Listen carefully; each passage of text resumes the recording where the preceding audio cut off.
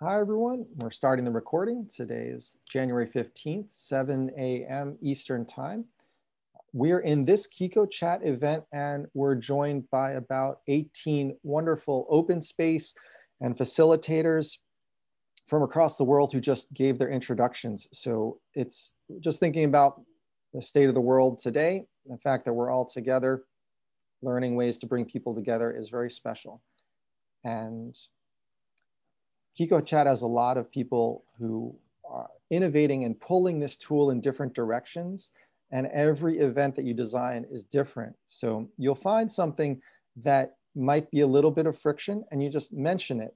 And then we can take care of that friction. So a lot of the features that you'll see today are because other facilitators have asked for that feature or asked for that friction to be removed. But it's been going for online events since 2015, and it's gonna keep improving and changing with your suggestions and requests. So please do interrupt me at any point with any questions or suggestions. Here's the Qiqo Chat event that we're in. You see a photo here, which you can change.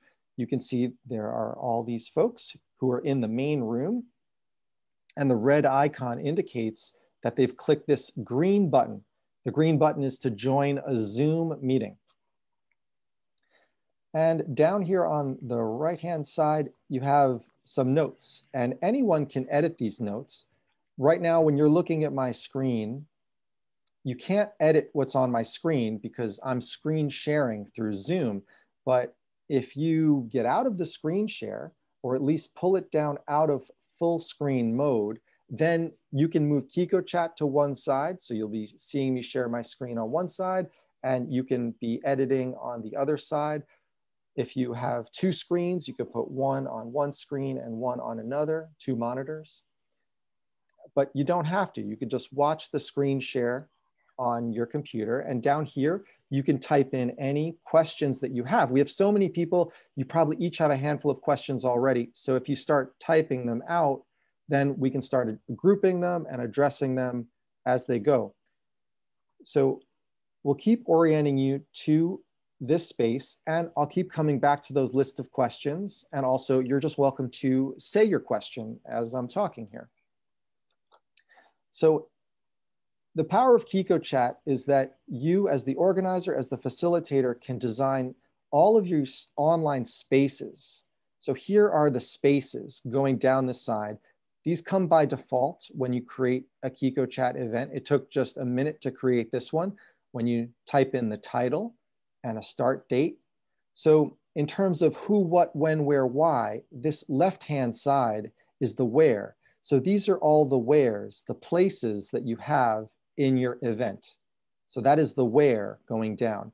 If I see someone's moved to room 3, maybe there's a conversation happening in room 3. I'll jump into room 3 also. It looks like they moved somewhere else next, but you're welcome to click around. You'll notice that you stay connected to Zoom at the main room, and when you move down to room 3. So I've just moved to room 3 and my icon shows there now. I can see a new photo at the top left, and here's a new notes pad. Someone's already typing in there, hello. And so we're all typing in different colors, so it's dynamic. It's great for brainstorming. And it's just a community feeling of we're creating this conversation together. Even though I'm the only one talking at this point, it's definitely going to be very participatory. But that is the general idea. You have a time for the event, so that's when. You have an invitation, so who? Those are the people that come for your event. And then when they get here, this is where they can go, all the different spaces.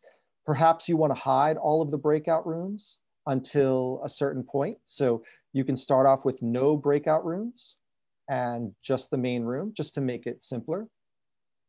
So that's where. And then what? What do people do when they get here? Well, here they have this tool by default. It's called Etherpad. I'll type that out. ETHERPAD. It's a very cool open source tool that is built by perhaps thousands of people over many years, everybody contributing just a little bit. It works very well as a lightweight way to take notes. So this is the what you do. The notepad is the what you do when you get here. Who, what, when, where, and why. Well, that why would be the purpose for your event, and that would be communicated in your invitation. You can substitute out this notepad, the what you do when you get in here. You can substitute it out with other tools like Google Docs, and facilitators love other tools like Mentimeter for polling and brainstorming. And there's a whole list of tools that you can swap out over here on the right-hand side. I'll share all these links with you, but the first one will be a list of tools that you can embed.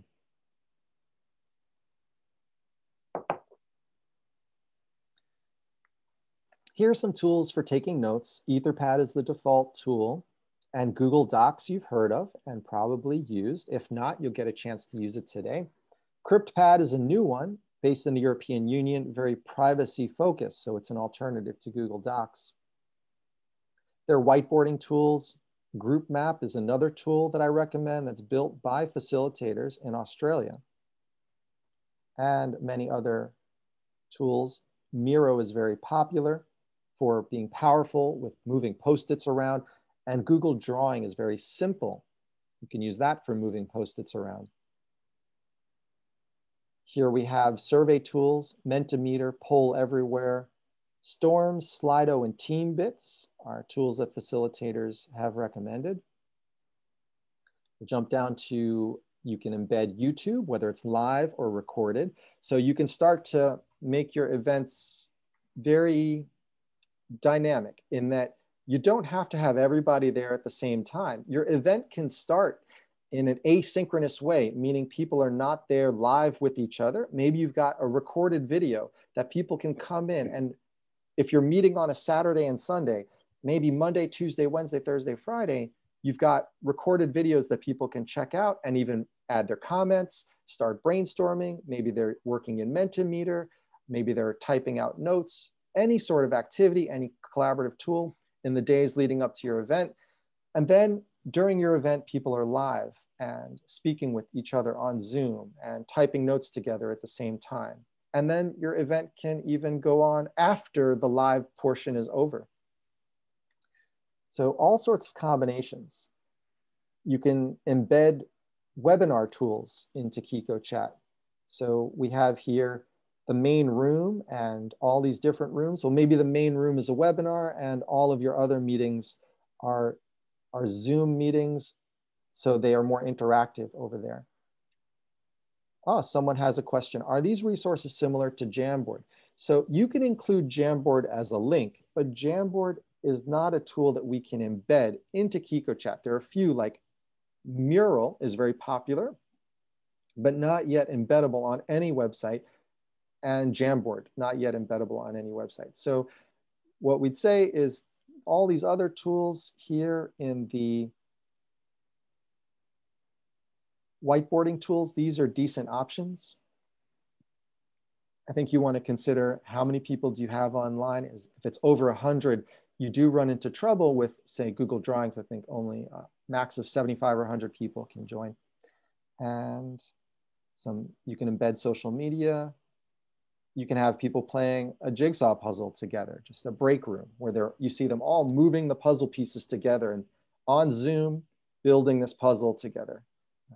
You can put in PDFs and custom HTML. I'll just scroll down and you'll see it just screenshot after screenshot of all the different tools you can embed, so you can go through them and find ones that you'd like. Now, there's probably a few questions to see if back in the main room, if anybody's typed any. I'll answer those first. None yet down here in the main room. All right, we have one being typed. And did I see one back here at the previous room where we were? Okay. Mike got his question answered. You're welcome, Mike. I have a question because yes. I didn't follow where you found these embeddable tools. How did you sort of get access to them when you're in the meeting? This link, all these embeddable tools, this is a Google Doc that I have placed here. You may need to refresh your page if you came early. As soon as the event was beginning, I put in a new notes document that I've been using with the other trainings in the past day and a half. And I'm looking for all the tools that you can embed. Here it is. It's around line 19. Tools you can embed, including PDFs. Okay. And it'll take you to that document. Thanks. All right. And Lucas, I seem to have done something where I've done something to my screen and I can't seem to get it back into full screen so I can then interact with what you're doing. I don't know quite what I've done. Can you see me waving my hand? Yeah. Okay, great. So when you're seeing my screen here, you're not able to edit that.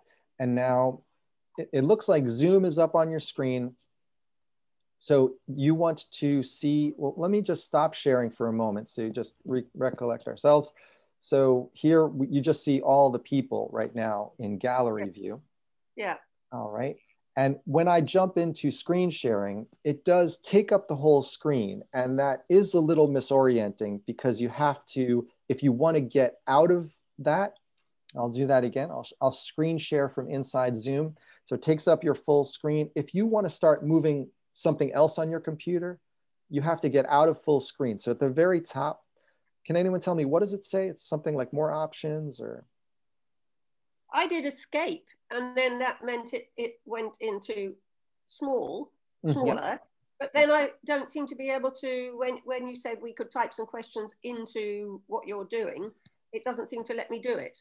Okay, so I'm gonna put into Zoom chat this link right here. So this is in your browser, the KiqoChat.com page. I will stop sharing and I'm gonna put it into Zoom chat so that everyone, I see that there was another question from David too. So this is a safe space to ask all these questions. So I'll say, here is the Qiqo link where you can type.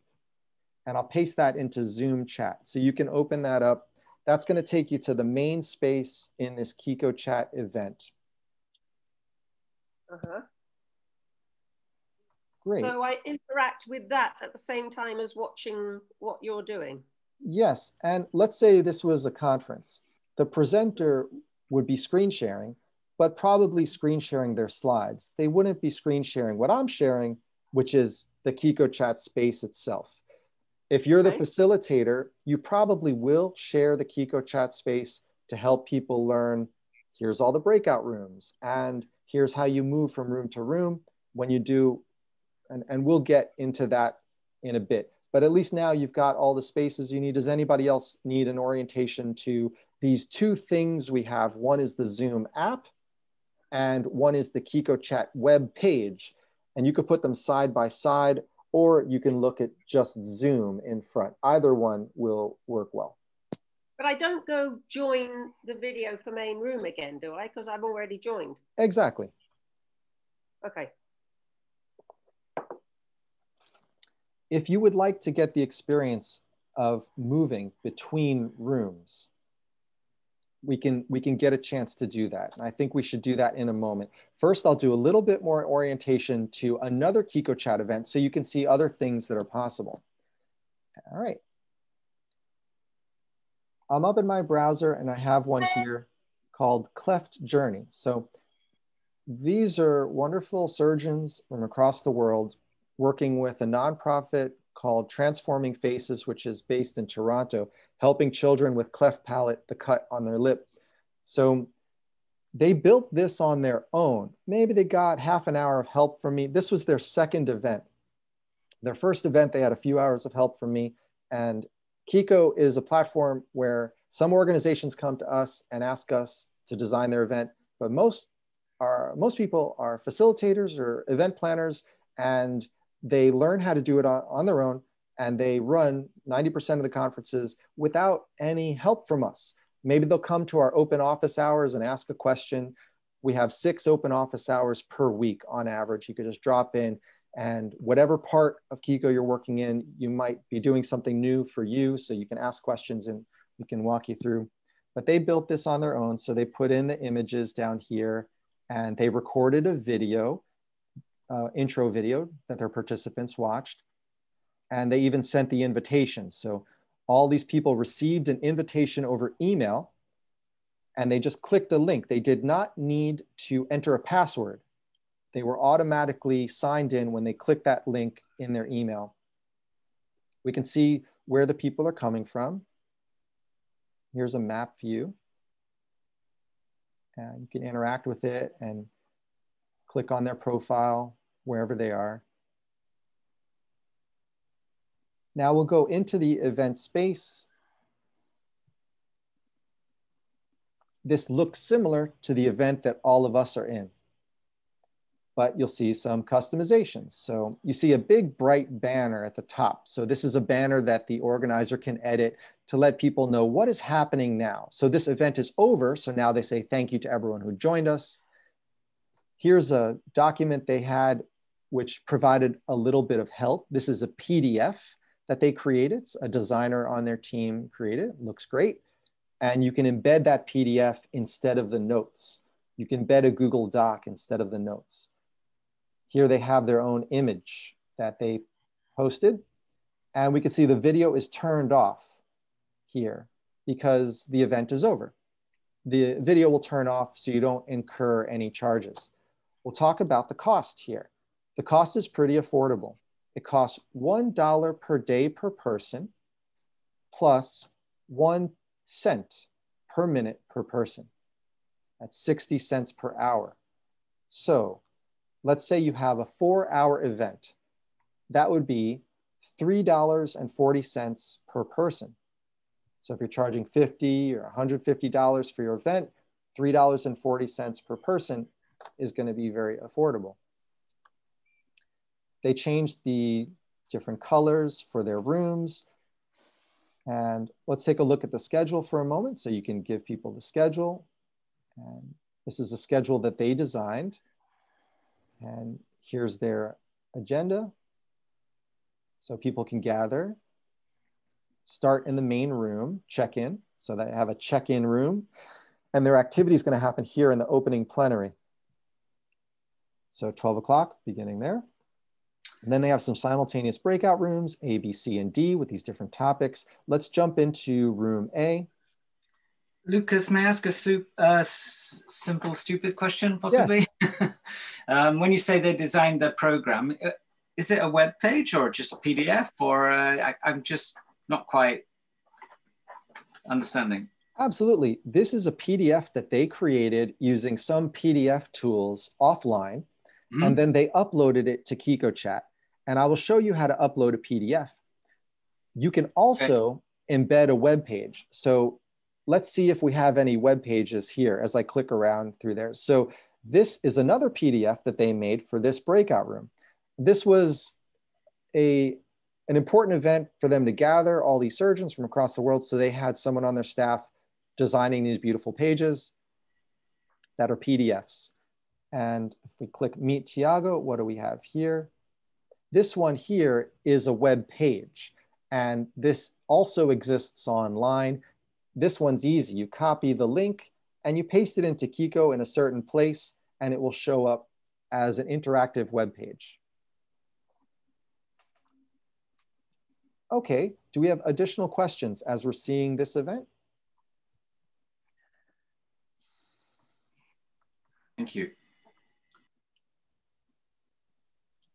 All right, you're very welcome. I'll go back here and look down at the bottom. And all right, we have a few questions here. Where can we find this document that you've shown recently? And the embedded tools you can embed, it's right here on line 19. And if I put some stars next to it, then it'll turn yellow. Any line that I edit is going to change colors. If I wanted to get rid of the colors, you can select and you scroll up to the top on Etherpad and click this, which is going to remove the colors. So you're probably familiar, all right, now the colors are gone from that section. You're familiar with the other formatting options. All right, we have some more questions. Okay, you showed a tool called Miro. How can we use it to create our bulletin board in an open space event? Okay, we will cover that question. Fantastic. We have so many open space facilitators here. And I think that we should also do a specific event just on open space for Qiqo Chat, because there's so many things that people have learned about doing open space online, whether it's on Qiqo or not. And oh, and I'm going to pause for a moment. Suzanne, can you share the link to your event in the Zoom chat? This will be a great in-depth, I think it's 3 days coming up in about a week, normally held in New York City, an international house, many, many open space facilitators. Suzanne, if you could share that in the Zoom chat, I think a lot of people might want to come and be part of it to learn about open space. It's just a peer-to-peer. It is an open space. Anything else you'd like to share about that, Suzanne? Yeah, the only thing I'll say quickly, I will go look for the link and I'll put it in the Zoom chat, but it is an event that's over 3 days that starts at 10 a.m. Eastern time and goes till 3 p.m. Eastern time. So it welcomes people from the Pacific Coast, from Europe and other places. And Harrison Owen, who created Open Space, will be participating on Saturday morning and Sunday. It is integrated in an event that has been going on for 20 years. It's a learning event, but also an opportunity for people to have very meaty discussions around peace and high performance. And the theme is, how do we engage 8 billion people in meaningful conversation, which addresses many of the big system breakdowns that are happening in the world. So we already have people from around the world are attending.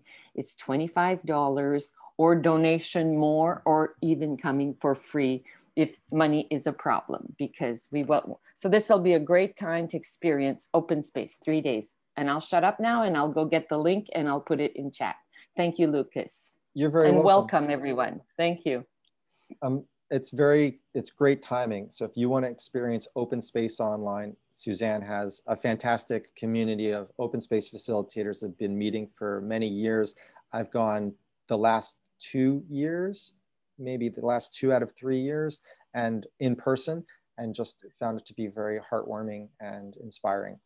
So, and I want to say just one quick thing so that everybody knows. I'm jumping into this I knew Kiko, but I have not gone out and hosted a complete Kiko. And we're jumping in scared at the beginning with wonderful help from Lucas. And that's the way we start.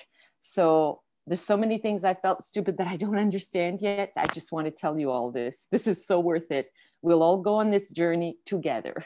And now I'm done. And it's very true. I remember, I think that facilitators go through this pattern, because I have gone through it myself doing the first few events. The first time you do an event for 50 people, you're nervous. Like, you don't know how it's gonna feel, what's gonna work, what's not gonna work. Then the first time you do an event for 100 people, and then 250 people. Each of these are milestones. And then you come back to an event of the same nature and it just feels much more comfortable. So there's also a bit of, where even if you do an event online anywhere, on Kiko or not on Kiko, there's this pattern of you're super excited once you realize you're going to do it. And then there's this trough of despair when you say, I've put this invitation out there and I don't know if anyone's going to show up. And people wait for the last minute and to sign up. And then there's this big excitement and nervousness as the event's happening. And then once the event starts happening and it's in progress, you feel like, oh, wow, this is running very smoothly. And then you get great comments from your participants. So it's this up and down spiral that every facilitator goes through. Okay, so we will get back to Miro, M-I-R-O. Next question is, can you download the documents? You can download the documents. If I scroll down here, there's an orange button to open the tool above in a new window. So if it's a PDF, that's helpful. If I go back to this one where we have a PDF, I can open it in a new window, and I can, from here, I can right click and save as. That's how I can download that PDF.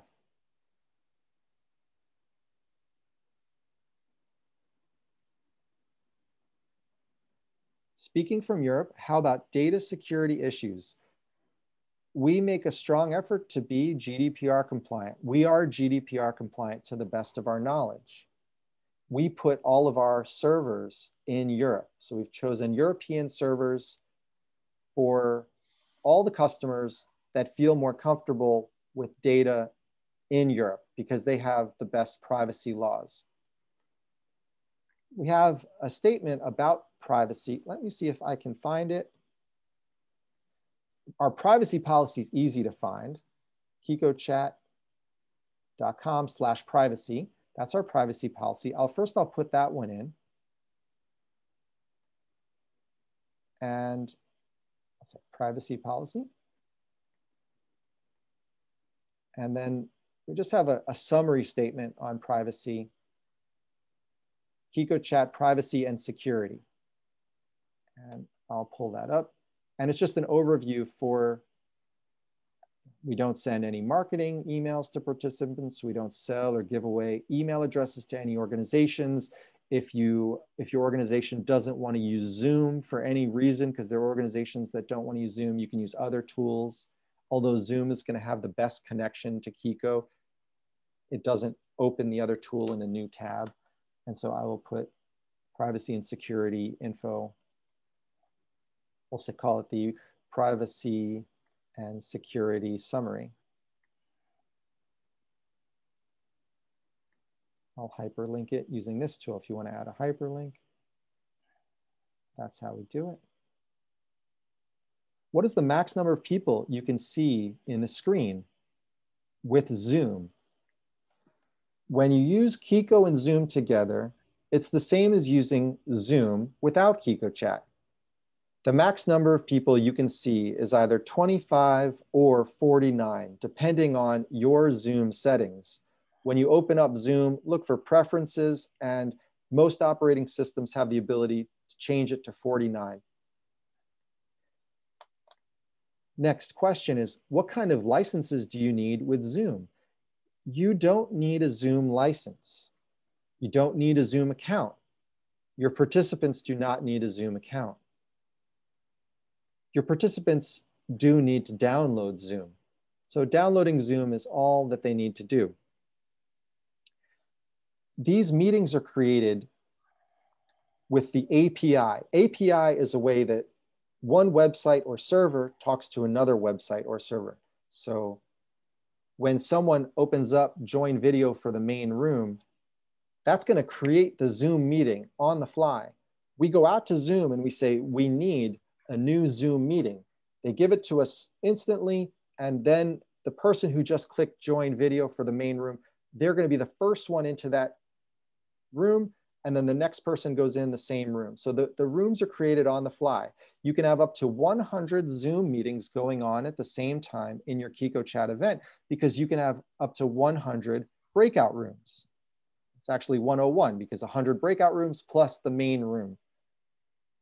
The capacity of these Zoom meetings is 300. So 300 people by default. When you have a Zoom Pro account, the max is 100. We pay Zoom ½ cent per minute per person, and you pay us 1 cent per minute per person. Here's the pricing written out. So half of that per minute is going to Zoom.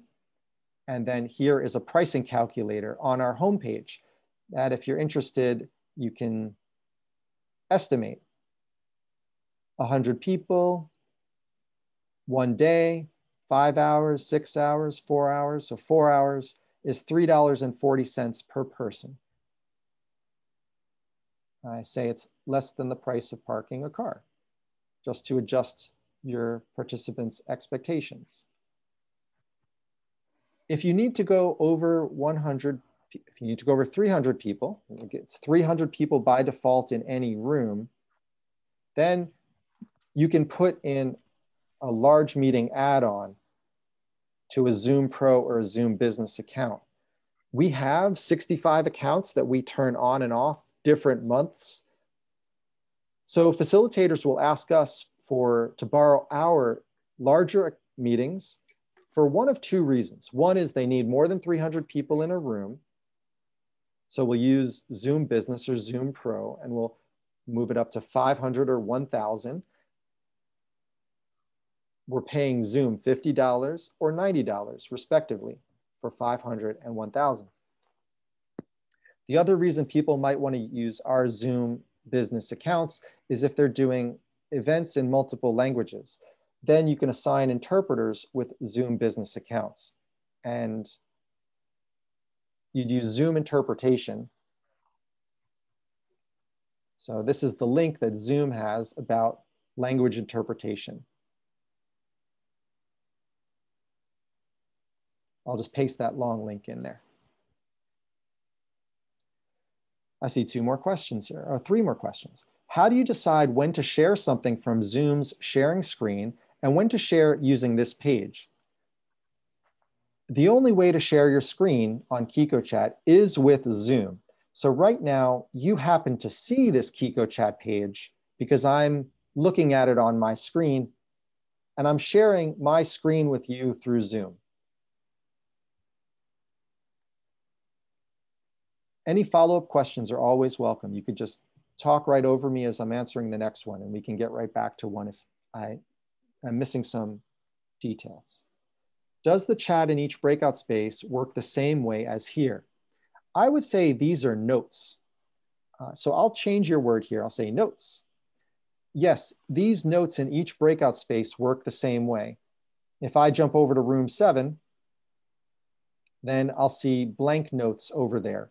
And it's ready to go. You could do an online open space just with all of these breakouts with very minimalist approach. Yeah, see, somebody jumped right in there and started typing. So I'm going to jump back to the main room. There's also chat. You had asked about chat. And so this live chat is used normally for tech support questions. So I'll go in here. We have wasn't sure where to access the list of resources you've been sharing. That was written in there. And I think that we've gotten that question answered up here about the embedded links.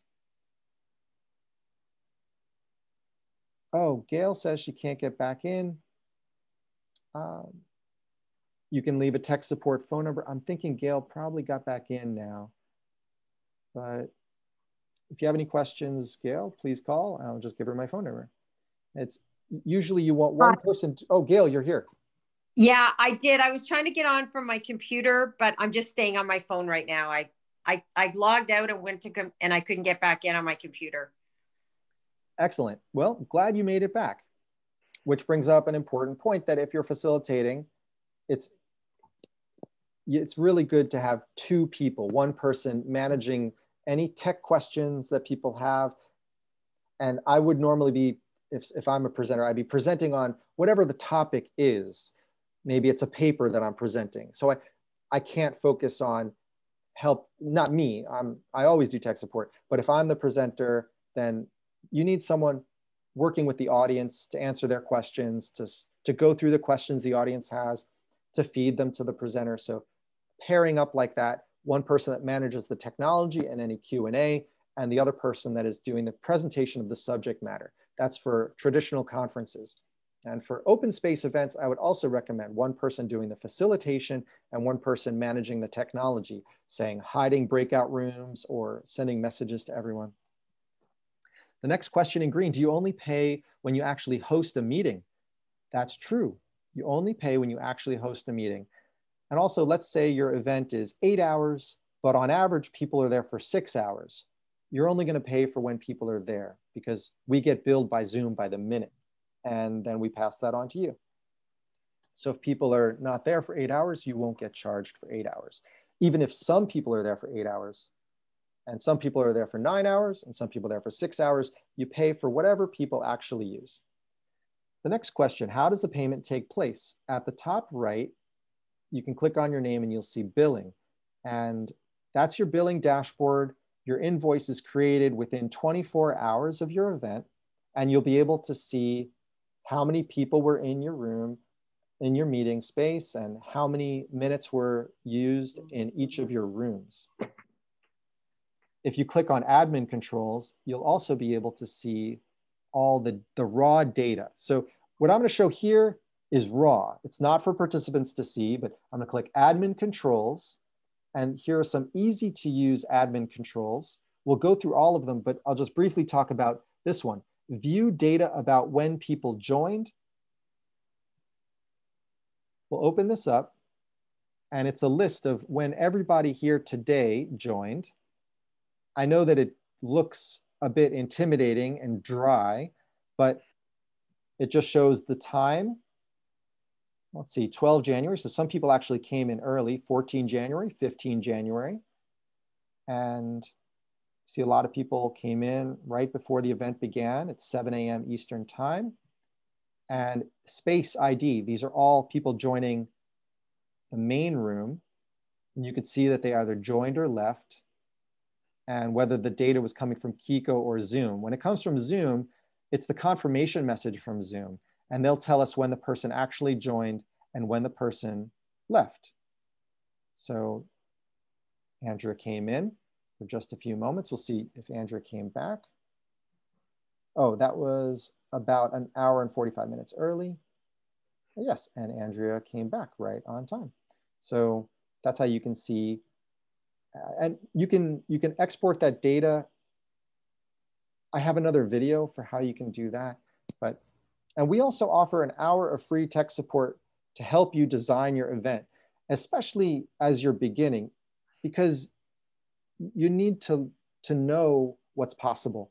And then as designers of spaces and meetings and events, you can see all the ingredients and then you can cook your own recipe. So our job is to let you know what's possible. And then your job is to decide what to not do and what to do.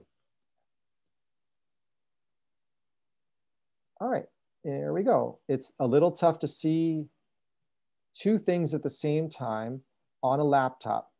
So here, if you grab your screen like this, you can move it like this.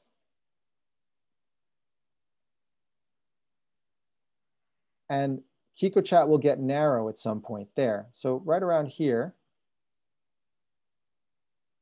you see the notes down here.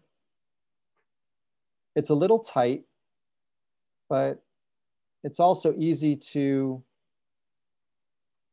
just stay in Zoom if you want, or to look at one and the other. You don't need to see me to feel present in the conversation. So it's not necessary to have two screens. It's very helpful.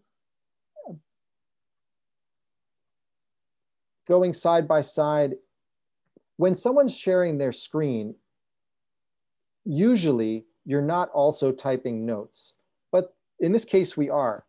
So there's really no workaround. You can move things side by side, but that will make my screen narrow. I think what I would probably be doing if I was participating as you is I'd just be watching the screen share. And then when I have something to type in, I would stop looking at Zoom and type it in, and then I'd come back to Zoom. So I'd just briefly be off of Zoom. That's how I would use it, but everybody may use it differently. All right, I just happen to work with pairs of participants a lot. Is there a possibility of any particular functionality related to people working in pairs? So this one works okay. We're going to be doing some more innovation around it to make sure it works even better. I'm going to assign everybody to a breakout room, and it's just going to, we can pair people off. Although I like to put people in threes just because maybe one person has walked away from their computer. So I clicked admin controls and then assign people to breakouts here. And this is going to assign people to these Qiqo Chat rooms. But before we do that, you also have the ability to pair people off in Zoom. If you're the host, you have all full host functionality in Zoom. So you could pair people off, move people in groups of threes, and even let people move themselves between Zoom breakouts.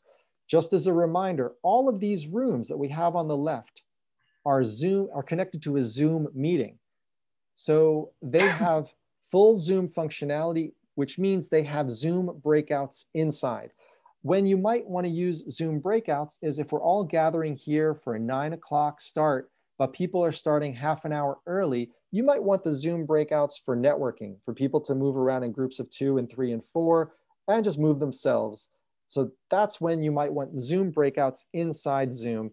And then the neat thing about Zoom breakouts is you can automatically call people back. You know, you're pushing and pulling people. They feel it, but there's also a bit more control. So it has its advantages and disadvantages. With open space, you want people to move themselves. So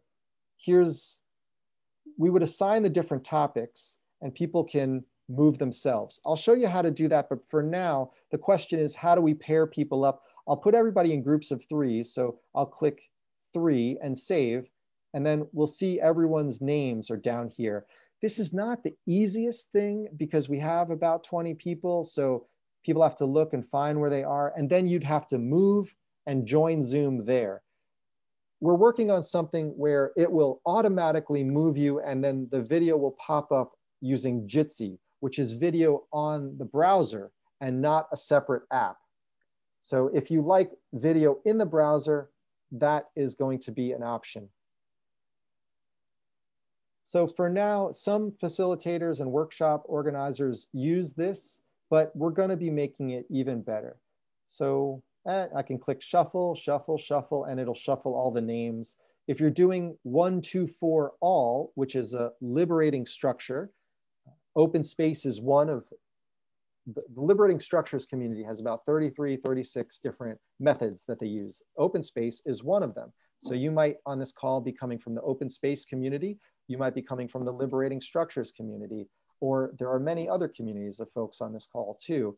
And if you're doing 1, 2, 4, all, where someone answers a question on their own, and then they pair off, and then they move into groups of 4, I'll show that here. So Lucas, I have a question. Yes, Anna. How come at this moment, when I go to room 2, well, I'm alone now there, but I don't see what's happening. I don't see the small group there. Nobody else has joined yet at group 2, and you would have to click the green button to join video for room 2. You could do that now, but then you won't hear me anymore. And we're not going to be breaking out at this time.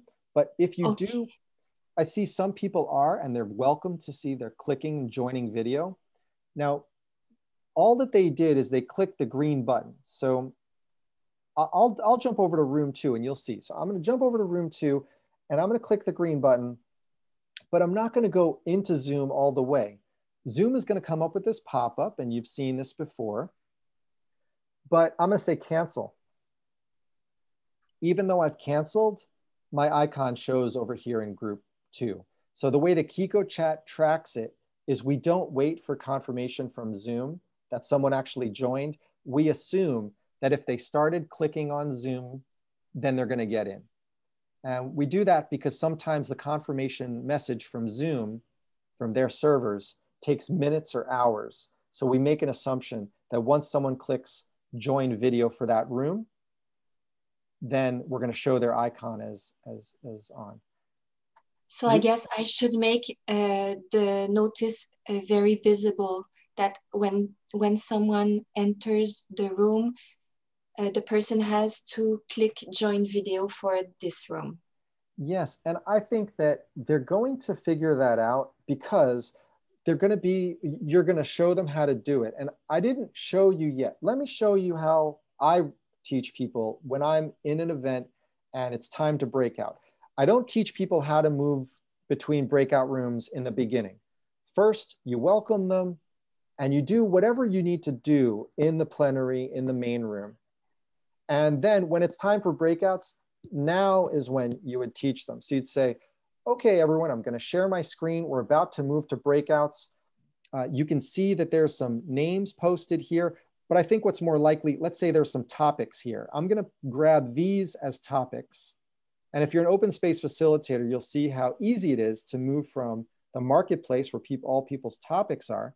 You just copy them wherever they're written down. And I'm going to go to admin controls and then set topics for breakout rooms. And I'm going to paste them in. Previously, all the names were there, but I'm just going to paste in those topics and then click save.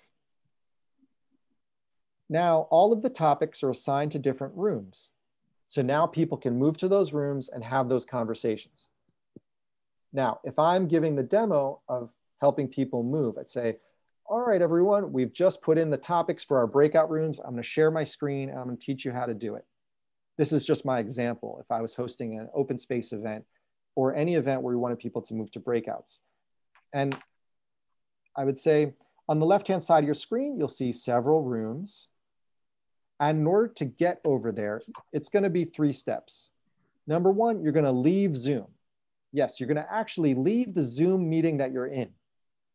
You're going to do that by clicking the red leave button. And after you do that, you won't be able to hear us in the main room anymore. The next thing you're going to do is but don't do this now, everyone. This is just me talking to the people in the training. We do want people in live to start going into the rooms, but right now we want to all stay in the main room.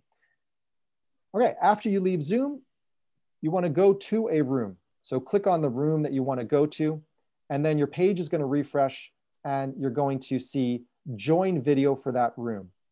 And then you will click that button. So those are the 3 steps: leave Zoom, move, and then join Zoom. I'll say it again: leave Zoom, move, and then join Zoom. And by this time, see, I've said it about 2-3 times. By this time, 50 to 75% of the people have already moved. And now you say it maybe one more time. You don't give people a chance to ask questions and slow you down, because that might keep people in, because people want to hear the answer. So you kind of talk over them 3 times, and then you give space. Then you stop screen sharing, or you just ask for questions, and then you can take their questions. And then there might be a few stragglers. And you can address that by having a rehearsal ahead of time, 1, 2, or 3 days ahead of time. You have an hour in the morning here, or an hour in the afternoon here, and people could come in anytime during that hour, and they can make sure that, number 1, they have access to your event in case you're restricting it by email address. And number 2, that they can start Zoom. Annik, did you have any follow-up questions about all of that? I have. I mean, you were saying that we have to leave Zoom in order to get into the breakouts, but I already have that button, join video for room 1. Yes, if you click that join video button, yeah, you're going to get another pop-up from Zoom. Although there are some people that don't get that second pop-up. Okay. Because that second pop-up is actually hidden by Zoom itself. So that's why we normally say, leave Zoom entirely, go to the room, and then join Zoom. We think that's a simpler experience for people that are doing it for the first time. Right. But you really don't have to do that. If it works on your computer, you could just click join Zoom over there without leaving. And then Zoom gives you this pop-up that says, you're already in one Zoom meeting. Yeah. You want to leave that and join this new one, and you click yes, and then you're in. But that's a lot to explain to people who haven't done it for the first time. So I say the simpler thing is leave Zoom, move, and then join. I just had a small reflection, Lucas, which is that I think when we're doing online events, we tend to compare the online with a sort of ideal world. And of course, if anybody's sat at a reception desk for an event, a real life event, you know that it's possible to spend 8 hours a day telling people which room they should be in. Just thought that might be useful. Great point, Tim. Yes, absolutely. I'm going to continue sharing my screen, but while we're here, any additional questions? I think I might have a few more. Just go ahead and speak them out. I'm going to go see what other ones are written. Well, I was wondering about that, Tim. I was wondering whether you ever work with groups, Lucas, in which you have a reception as a room. So a group where people can go and actually talk to somebody through their worries instead of having tech support only via chat. Yes. Okay, I'll address that one too. That's a great strategy question of how you design your event. I'll pull up, and there's a lot of great questions here. We're going to get to all of these. I think this is the next one that we're on, line 47. I'm asking this because the event we're designing has a lot of people in their 70s, and for them, they already know how to use Zoom, some of them, but it will be easier for them to have a sense of I'm walking up to the reception desk. Here is an event, a religious service. It happened over 2 weekends at a synagogue in California. Average participant, I would say, was over 70, and we had maybe 300, 400 people. And they did several tech checks. This was 6 months into the pandemic in the United States. So Zoom was still new to a lot of folks. We had a tech support button right here, and that just launched Zoom. So this is something I'd recommend. Then when they got in, they wanted to recreate the feeling of walking through the door over here of the synagogue. So participate now, and here's the lobby. It's a familiar picture, and someone's there to greet. Great, good, good. And then they have the religious services in separate rooms going simultaneously. They chose to not show the photos because they thought that might be a little confusing. So that's a setting if you want. You could see the quantity of people, the number of people in any room, but without being distracted by the colors. And all right, so if we go to another room, they put this in, how to move from room to room. Okay, so that's one technique, is having a lobby ahead of your opening circle, your main circle, where people can come and ask questions. I'll show another event. Here's another open space. Heidi Nobantu Saul, open space facilitator on the OS list, worked with us on this one. And here we have the opening circle. You're right in. Opening, these are landscape architects doing their first open space, and definitely their first open space online. Here's a PDF that they made with the schedule, 11 a.m. opening, and choosing the topics, okay? And in this case, it was about all of these difficult topics like racial bias. So they were heavy topics, and when Heidi was done doing her work, you know, the saying is you walk around picking up coffee cups. What she did is she stayed in the resource library. So she went here and she was just a person to talk to. And she just made herself available on these tough topics. If anybody wanted, she just someone there to listen. And so she was in the resource library. You see the resource library had its own image on the left. Here's a PDF of resources recommended by the organizers. And then an open Google Doc to complement that, where participants can add their own resources. An editable Google Doc makes a great pair. Something not editable, that's more official, and then something editable by participants.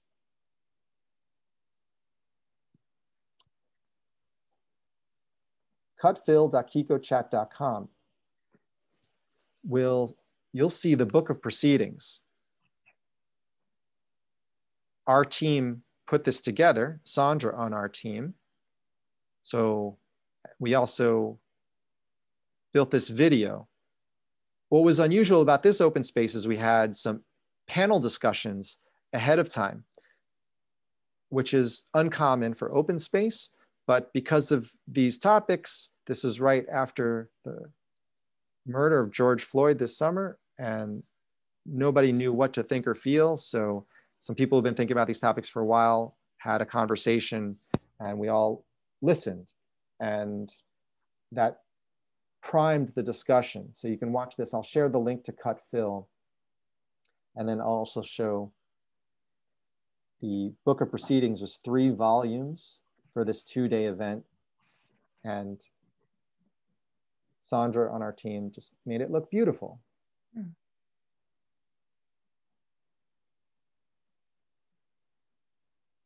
So many, many pages of notes. As you know, as open space facilitators, a lot can come out of open space. So I'll put that in here as an example. I'm gonna scroll up and put that here. Cut fill, example, open space. I'll say open space resources here. And I'll indent that. I'm gonna also put the facilitator interview series, which has a bunch of open space facilitators sharing what they've learned.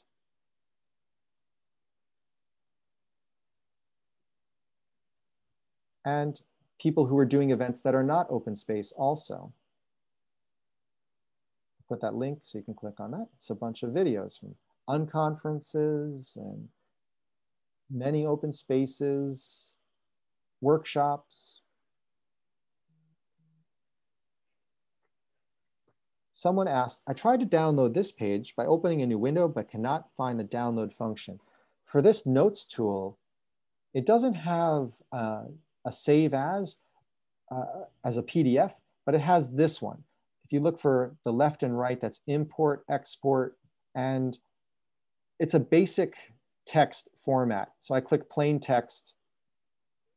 It's not going to have all the colors, but it's a very basic version of. So if you want something more advanced, like you want to make a PDF out of it, then you could put in a Google Doc. And I'll show you how to do that, and you'll get a chance to do that.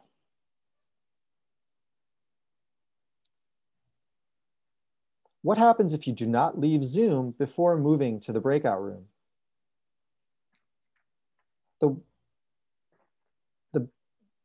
Something that's not too bad is going to happen. You're going to be connected over Zoom to the main room with a facilitator, so you'll just be able to ask any question. If you're a participant that didn't click the button and you're confused, then you can tell the facilitator right there, this is what you see, and they'll be able to help you. They're probably going to say, leave Zoom and then join Zoom. If you don't leave Zoom, I think I covered this before, but I'm not sure when you type the question, there's going to be another pop-up from Zoom that says you're already in one Zoom meeting. Do you want to leave that and join this? And you say yes. It's possible you don't see that pop up because sometimes on some operating systems, Zoom will hide its own message accidentally. And Zoom is updating all the time and people are on different versions of Zoom. So we don't know who's going to have the Zoom problem and who isn't. So that's why we say leave Zoom, then join Zoom after you move to the next room. People feel free to move more than in a live meeting. I think so. One other thing that's interesting that we started hearing early on in the pandemic from this open space event here that Heidi puts together for the Internet Identity Workshop. They've been meeting for 15 years in person, and they meet every 6 months. So they're on number 31 now. Here are their sponsors and 400 people. This is their second event that they held on Kiko. One comment was from a woman who said, she says, speaking as a woman, I feel like I finally don't need to yell anymore. That's a powerful comment because people don't talk over each other as much in Zoom, I think, as they do, at least in the tech community that she participates in. This is a tech community. So that was a poignant comment. The other neat thing is you're drawing from a different audience. So for their event, you normally have to fly to California.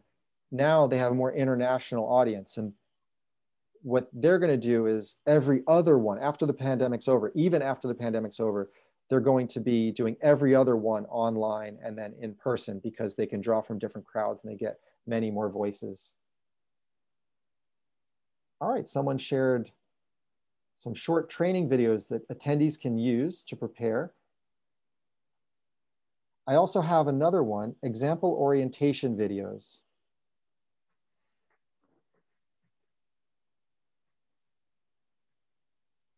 That's on line 8. I'll put 3 stars on it. It's a Google Doc of several videos, even some in different languages that other organizers have done and that I've done to get you a sense of what I think is the right level of detail. How do we replace the pictures of participants by the number of participants? This one, email lucas@qiqochat.com. That one's not yet available on the editing page. If I want to send people to 5 different rooms and then start breakouts in pairs, sounds complicated and difficult. I think that if you want to send people to breakouts, do it inside Zoom, where you can push them and pull them. And that's what they're used to.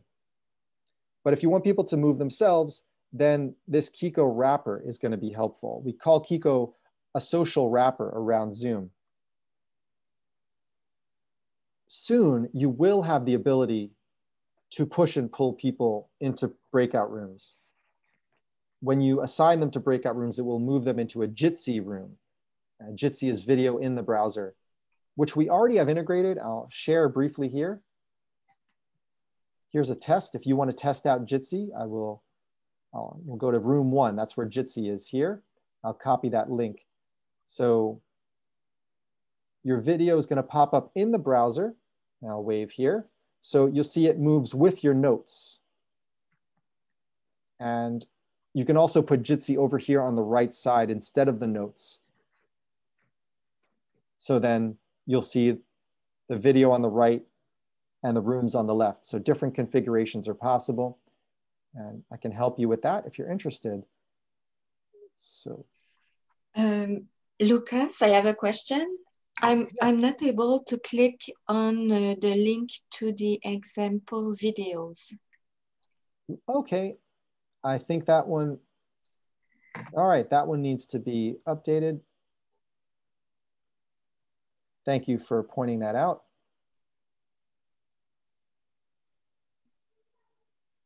Okay, now it works. Thank you for that, Anik.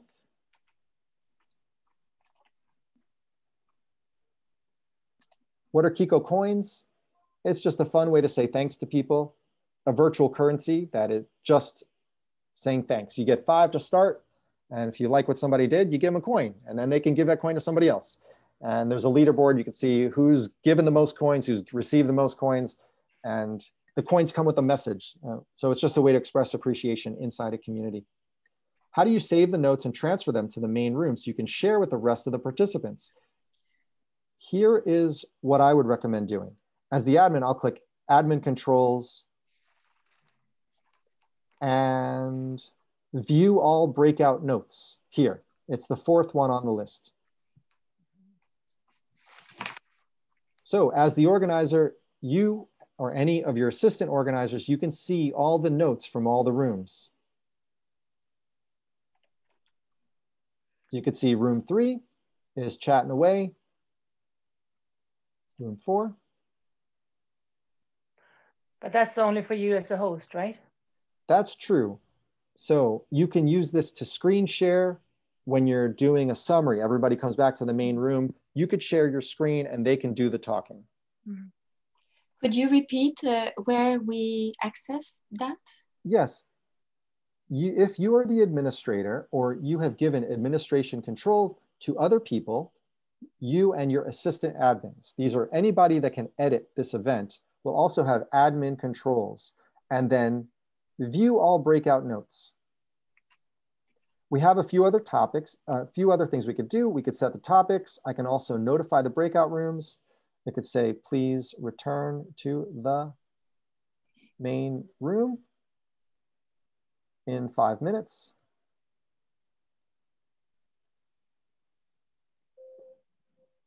So you can hear that. And then you can do it another way too. That one's going to disappear after 15 seconds. You can also put one on the screen that shows up at the top and it stays there until people close it. So it's just another way, it's your choice. And something from Thomas Herman from Open Space Facilitator. He said recently, can we have a chime noise? Yes. So here, sound at all breakouts. You can use that however you like. And there's a timer. Put in the number of minutes and save. And then across all the breakout rooms, they'll see that timer. There's no noise that goes off at the end. You can choose to use the chime if you like. So these are all host things. Can you make us co-hosts and that they are accessible to us too, or is it limited to one person? I will make you all co-hosts now. I will click edit.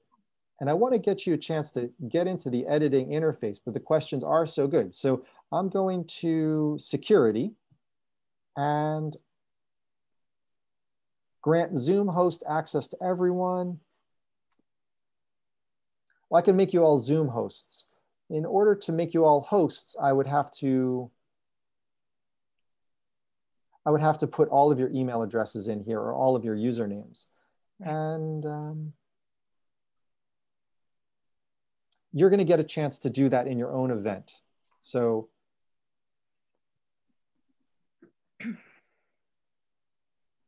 and you'll get a chance to create your own event momentarily. How do you save the notes and transfer them to the main room? Okay, we talked about that one. What from the feedback that you've had so far are the major add-ons to a regular Zoom meeting? I think having a notes page, whether it's Google Docs is probably the most common, or Miro or some other whiteboarding tool where you can move Post-its around.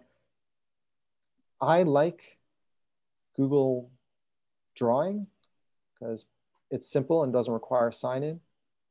If anybody else who's got some recommendations to this answer, please feel free to put your answers here. We'll open it up to anyone. What do you see as an advantage over WonderMe? So Wonder is a neat tool that we can actually embed inside Qiqo Chat. Same with Spatial Chat. I will share with you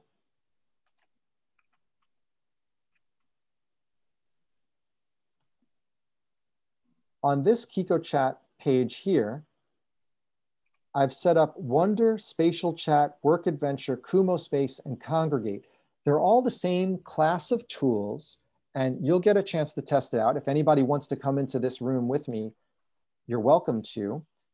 I'm going to put that here. Please feel free to try this demo of Wonder Embedded. I'm going to hyperlink this demo. Let me put the link on there. So please feel free to hop on over. And here we're in Spatial Chat. This one is the one I prefer. It feels the most solid. Notice that I turned off Zoom video in this room. When you do Spatial Chat, you type in your name and you click continue. We see a few people are joining here. And then it's going to check your microphone. Now, because you're in Zoom, your microphone or your video may not work with Spatial Chat because it's already connected. So we always recommend close Zoom, but not today because we're all having a conversation in Zoom. But when you click join space, then I find myself in this garden and we can change the photo. And I see some people are popping in there. Right, when I'm gonna mute myself so that you only hear me in Zoom. But when I move closer, when I move close to you, I can see you and I can speak with you. And then I can move over here and speak with other people. And then you see how I can't see them anymore. I can't hear them anymore. So this one's neat. It's very much law of 2 feet, and you're moving yourself around the space just by clicking on your picture and dragging around. And as you move further away, that person becomes quieter. That's the cool thing. So it feels like you're in a networking or coffee break area. And you can embed this into your Qiqo Chat event for $25. We pay $50 a month, and you can borrow it for $25 per event. So, how come our two friends were able to join you, Lucas, and in the garden? Yes, they clicked on this link over here where it says line 72. Please feel free to try this demo. One thing, okay. I don't know if you could hear them in there because their microphones were on, so I could hear them. Could you hear them? No. Okay, yeah, so that's good. If I had my audio on over there, they would have heard me twice, but I muted myself over there. So that's a fun tool that's good for networking breaks. If you use it, I recommend also having a room for Zoom networking because some people don't want to use the second tool and maybe some people can't get it to work. So we want to be inclusive. We want to have a space, just as Zoom networking 1, 2, 3, 4, some additional rooms. Yes, additional questions that you have. Okay, we'll keep moving. Is there a charge to have an admin account? No, you only pay for the live events at the cost we mentioned, $1 per day per person. A boring question, someone said. Someone told me they had some bad behavior in an event. I don't know if it was a Qiqo Chat event or not. I've only heard of one bad instance in a Qiqo Chat event, which was like a networking event where someone seemed to target a coworker at a very large company. It was their own, it seemed like it was somebody on their team just trying to cause problems. Because it's not easy to find a Qiqo Chat event. You have to have the link, and the links you cannot guess. You cannot search on Qiqo Chat to find someone else's event. Okay, that's good to hear. It wasn't a Qiqo Chat event. So the same, you have the same restrictions, you have the same capabilities on Qiqo that you have on Zoom. So on Zoom, when someone comes in and you want to remove them, then you can remove them and they cannot rejoin that Zoom meeting. You have to be the admin or the host of that Zoom meeting. So the same thing on Qiqo Chat, you can remove people from that Zoom meeting. Also, if I go to the RSVP page or the landing page for the event where people are registered and I click this here and I see the list of people, I can remove someone from the event. Any administrator can do that. So if your event is restricted by just the people on the access list, then they will be removed from the access list and they can't get back into Qiqo Chat. They may already be in a Zoom meeting, so you have to ban them there. You have to remove them from the Zoom meeting. But when people are looking to disrupt meetings, maybe they're looking on Twitter for zoom.us links being shared, and they're not looking for Qiqo Chat events. And also Qiqo Chat events are normally shared over email rather than social media because people normally sign up ahead of time and they're not usually open to the world. They're open for your organization.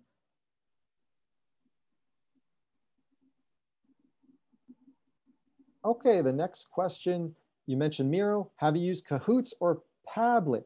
I'm wondering, is this Padlet that you're asking about or Pab with a B? We have used Padlet with a D, and Padlet is on our list. I'm guessing I haven't used Kahoots, and I will add it to the list if we can. Yes, it is, oh, Padlet. Okay, so I can just type that. There we go, change the letter, Padlet. I'll show you what Padlet looks like, and you'll even get a chance to put it in your own event right now. List of tools you can embed. I'm gonna look for Padlet. Control F or Command F, type in Padlet. It's here under the announcements tools. Also, it's like Post-its. You can use it as Post-its, or I've also seen it as a harvesting tool. So someone put 3 columns here in Padlet, and questions are, what went well, what didn't go well, what do you want to do differently next time, that kind of thing, and people could add. So Padlet works great embedded in Kiko. I think they have a free version. What registration process do you recommend? Here's a registration process that is the most open you can be, and it works for some communities. This is a software community called PromCon or Prometheus. So they have an image at the top, and all you do is write your name and click go. You don't have to write an email, you don't have to write a password. It's going to create a guest account for you and you get in. The next type of access that we might want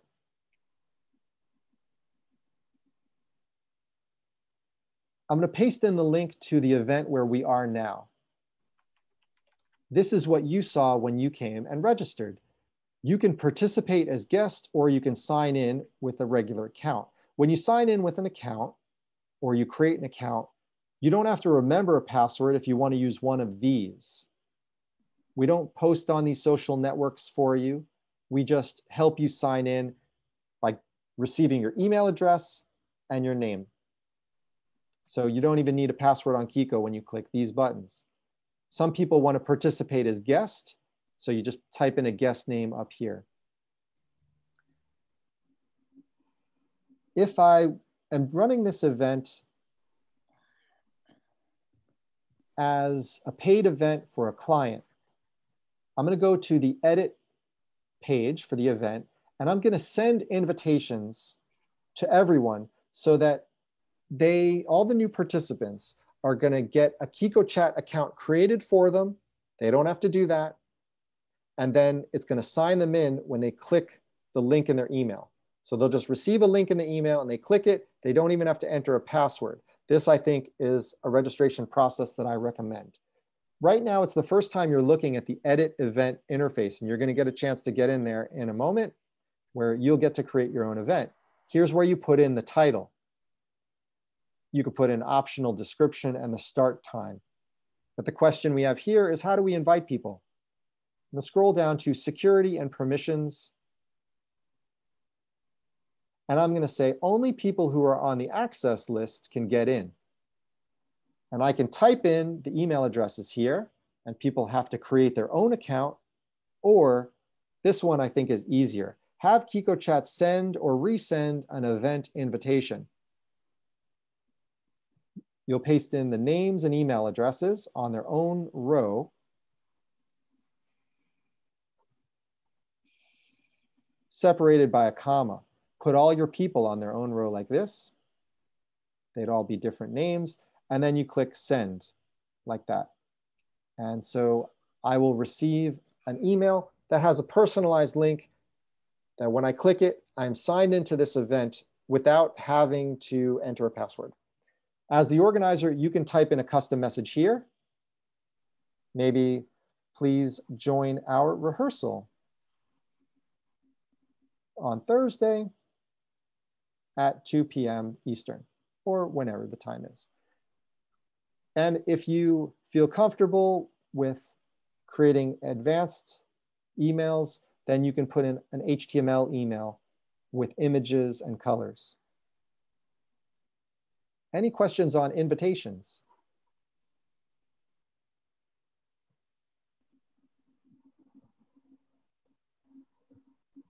I'll briefly answer any other questions we have that are on the list, and then it's going to be time for you to create your own event. Sorry, Lucas, could you say, in terms of invitations, the first place where you put in people's email addresses? Okay, I'm going to open up the edit event page over here. Mm-hmm. And here's the general information about the event, the date and time. And this is security and permissions. Oh, okay.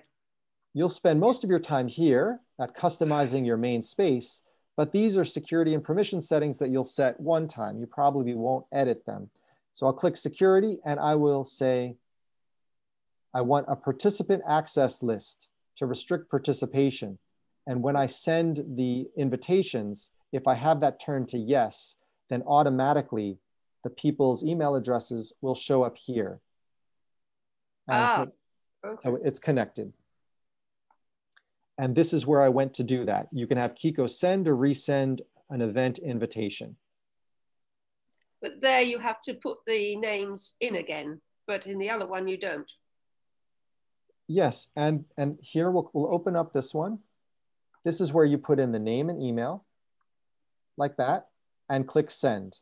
And once you do that, it will show up here as an email address automatically if this is selected as yes. Did that answer the question? So you still do have to put in each person one by one? If you want to restrict access, yes, you do. Or on that other page, you can paste them all in up to 100 people at a time. Oh, okay. So you can export them all from your registration system.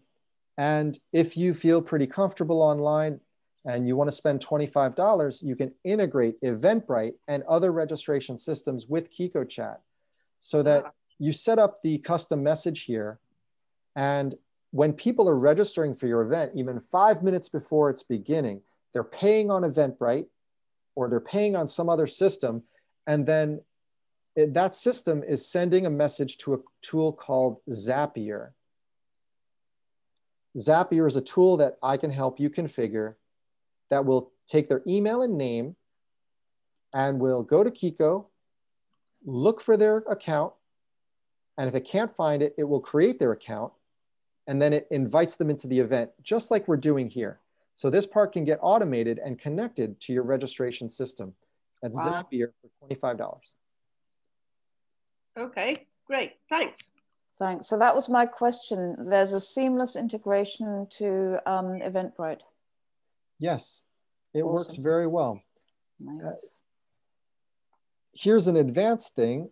So sometimes people will not receive the email from Kiko because we're a small company or they're at a very restrictive firm like a bank or a law firm. So I showed you previously when people arrive at this event, they're prompted to create an account. But if you change the link a little bit, you make two changes. You change the E to PWD, like password. And then at the end, you put /guest. I'll copy this so you don't have to remember it. But if you change that link from E to PWD and you add guest at the end, we call this the guest access link. So here they're prompted for a username and an email address. And you would include this in your Eventbrite confirmation message.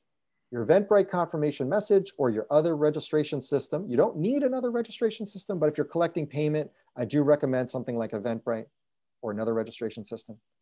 You say, once you register here, you will get an email from Qiqo Chat with the instructions for how to participate. If you don't receive that email, please check your spam folder. And if it's not there, please use this guest access link. So at this point, you give the guest access link.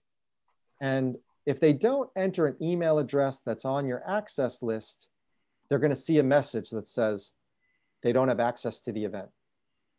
And so they can either change their email address or they can contact the host. So that's what the guest access link is for. We can talk about that more over email. We have many trainings and you have the recording to go back to. Because this is an intro to Kiko class and this part here is pretty advanced that we were just talking about, I want everyone to get a chance to create their own Kiko event. I think we had another brief question. Here it is. Can we create an event offline with no charges being applied? Then once it's complete, the event goes live, then you can incur charges. And that's how it happens. Yes, you're all going to create an event now and you don't get charged until you start joining the video in that event. So if you don't join the video, it doesn't cost anything. You can be working on your event for weeks and weeks. And let's say you just want to test out and you want to try the video. It's going to cost you $1 because it's $1 per day per person. And if that's important on your budget and your client's going to notice that $1 or you got 10 people testing, we are happy to refund that money. So when you get your invoice, just put in a comment on your invoice that says, I was testing, please remove these $10. It'll be clear. It'll say, here's the $1 for the 1st of January, the 2nd of January, I had 3 people. And then you say, please remove $4 and we'll take that off. And then you can pay on your billing dashboard, which is up here. All right, now I'm gonna share in Zoom this link that's also at the very top, which says, we'll start with this tutorial. So I'm opening up this link and I'm gonna put it into Zoom chat and you're all gonna get a chance to create your own Qiqo Chat event. All right, it's pasted into Zoom chat now. So please open that link if you like to follow along. We're also gonna share one person's screen. So we'll follow along with them and we'll see how they change the space. You could feel free to work ahead in that tutorial. There's some links on the bottom that you can explore and you can interrupt us with any additional questions. Lucas, I already have a question. It's regarding the browser. I tried to go to Wander, and then it told me, oh, you should use Chrome. So I'm using usually Safari. And what do you recommend? Which kind of browser should I use? For Qiqo Chat, it won't make a difference. For some tools like Wonder, they prefer not Safari. Okay. If you're using a tool like Mentimeter, another advanced tip, sometimes Mentimeter tracks the user's session, so they know which user is on which page, and Safari might have a problem there, but we're working on fixing that.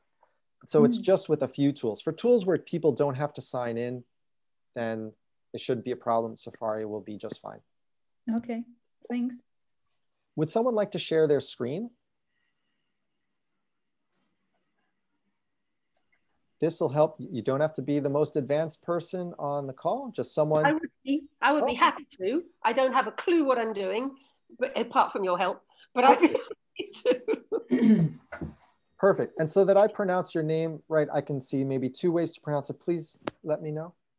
Romy. Romy. Thank you, Romy, for volunteering. So if you're ready, please share your screen on Zoom.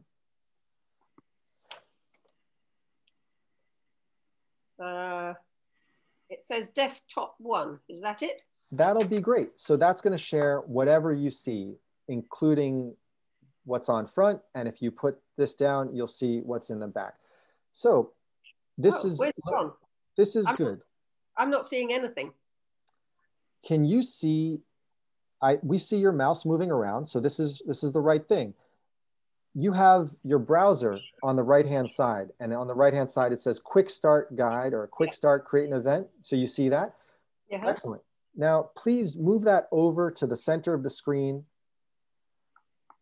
Do you know how to do that? I can explain. Oh, how about if you drag the bottom left, I got you. The bottom left corner, the bottom left.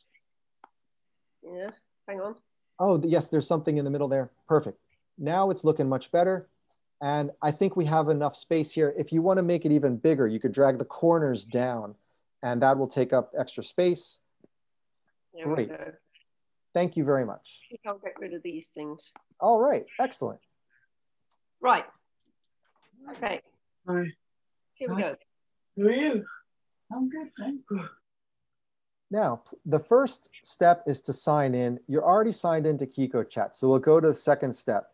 In green, it says free event for testing purposes. Visit the demo circle. Please click on that link where it says the demo circle. When you select something on Google Docs, it takes 2 clicks and you got it. There's something that pops up on the bottom and then you click it.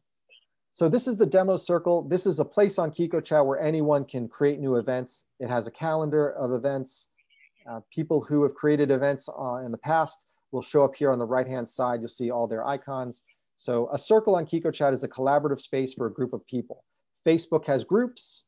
Qiqo Chat has circles for communities. So it's a bunch of shared tools. Maybe a client wants a space where anyone in their community can create an event. That's what we have here as an example. There are other free tools that belong to circles, and that'll be covered in another training. Please click the green button in the center that says add an event, and then type in a title for your event.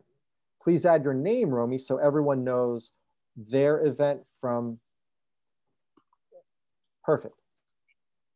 And that's unique enough. Open space and Zoom times, probably no one else will have that, so they won't be confused. So very good.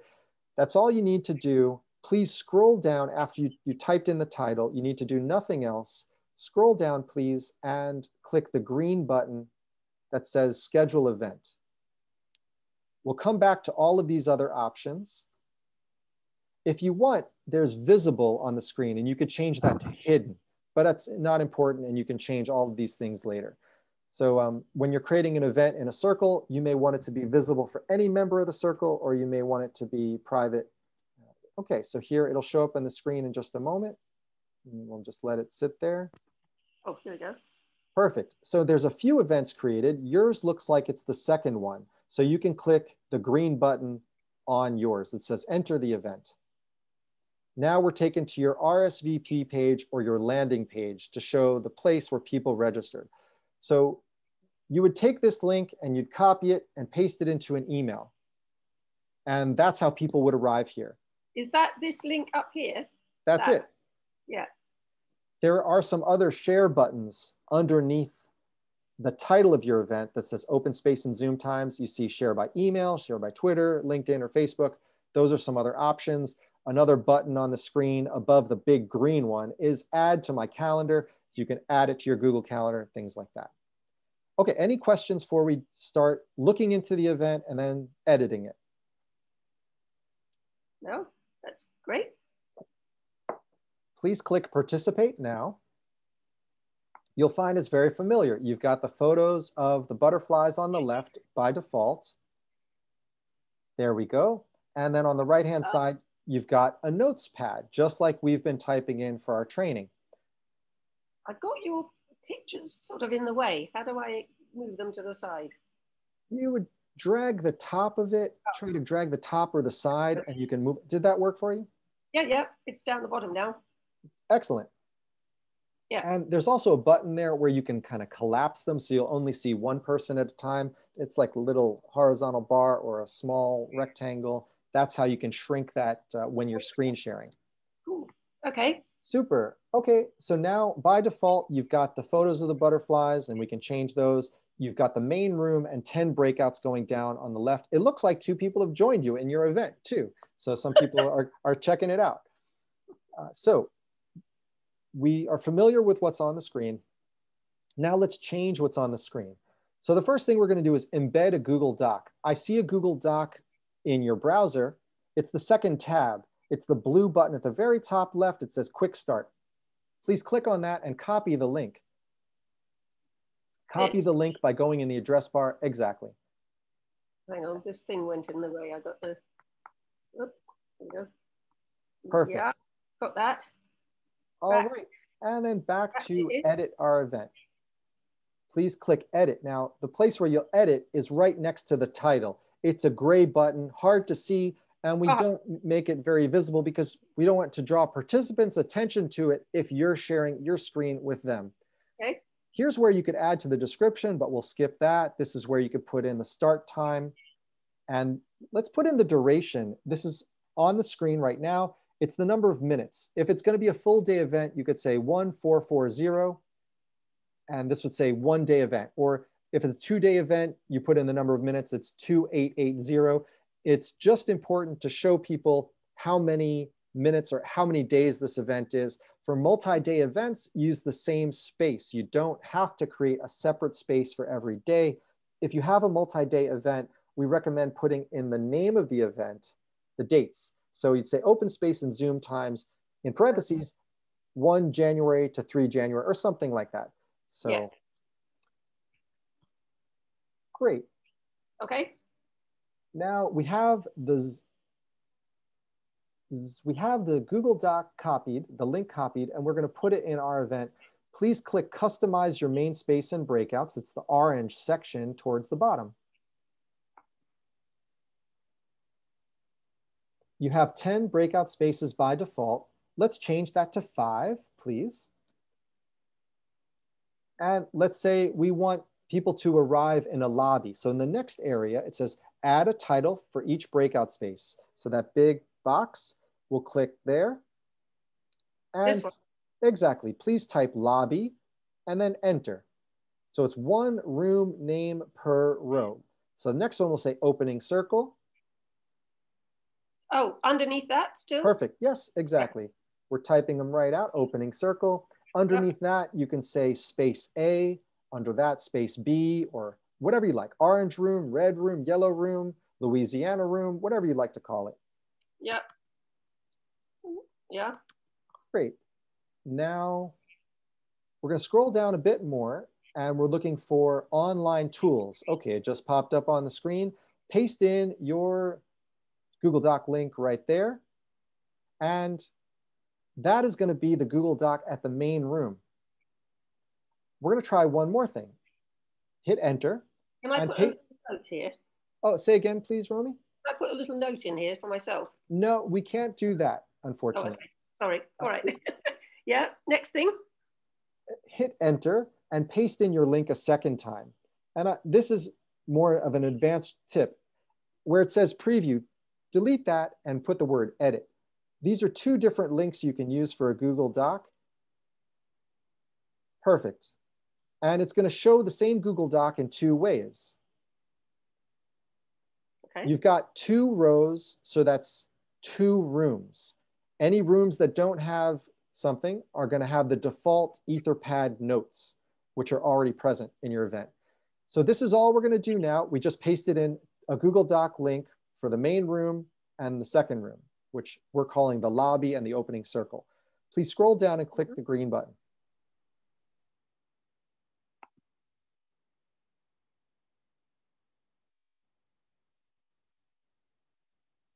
I have really rubbish broadband, so it takes ages to do anything.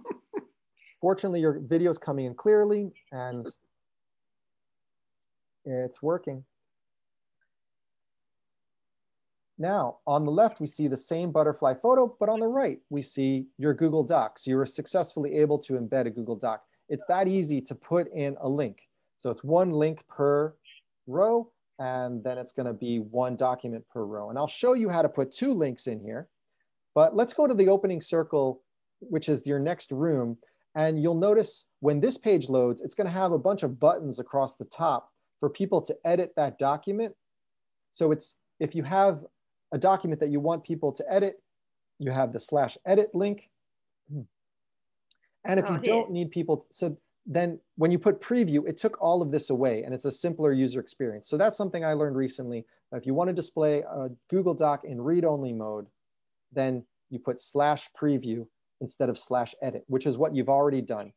That agenda tool in the middle is a little bit painful for Google Docs. So the way that people have to get rid of it is there's an arrow, a left arrow at the top of that table of contents. And that you click that and it will slide the Google Doc out, and that's looking better. So that's how you embed a Google Doc. Let's pause there to take any questions. And the next thing we'll do is embed some Post-its. Oh, Tim, you asked a question. Yes, you can follow along if you like. The link is the tutorial link shared in the notes. You're welcome to do that. And you can also go back and do this later. It's completely optional if you'd like to. The next thing we want to do is we put in a Google Drawing. So this is a way for people to do Post-its. I'm going to paste this into Zoom chat.